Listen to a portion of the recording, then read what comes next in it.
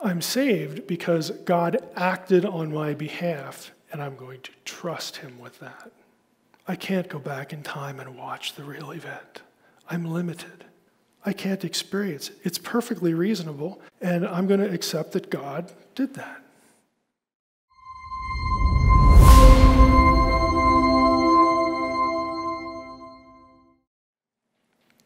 It's often portrayed that faith and reason are at odds. Can you speak to the relationship between faith and reason in the life of the believer? Yeah, I don't think faith is a synonym for irrational. In other words, faith should be reasonable. Faith and reason are not completely the same thing, but one faith is not a license for the irrational. How do we deal with that? Well, we have to realize that there are limits to our rationality. We should do the best we can to think rational thoughts, to use the gifts that God has given us. We are his imager. God is a rational being. He has equipped us for rational thought, but we have limitations. So we are not imaging God if we don't care about using our reason, if we go off into irrationality. But since we are limited, at some point, we're going to just have to accept something as true if God tells us that it's true. We're going to hit a wall. And that's where faith comes in. My faith is reasonable. Let's just take the gospel. Why is the gospel more reasonable than anything else? Short path.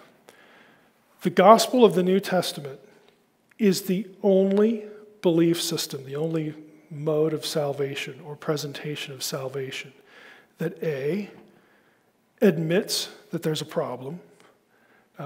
You take all your world religions.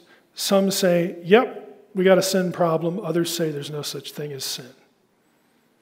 Okay? Those who say, yes, there's a sin problem, the solution invariably is that you need to make the deity happy with you. And maybe someday you will. Okay? Try to do that. Do the best you can. In other words, it depends on your performance. If you're on the other side, you're not even worried about the question. So you fail here because you deny the vitality of evil in your life and the life of everybody else. Okay? And over here, you deny the solution to it. The biblical gospel is the only one that affirms this side and says, guess what? There ain't nothing you can do about it. You've got a problem. You can't fix it. God will fix it for you. That is the most reasonable thing, given those two parameters. Now, that doesn't mean I'm not a Gnostic. I'm not saved because I'm enlightened now, because I found a path to talking about this rational. No.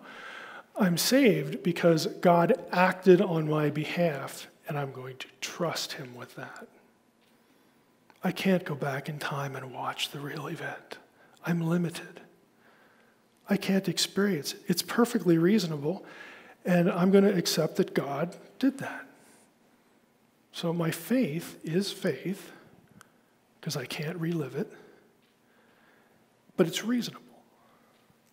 Again, that's how I typically parse those two things.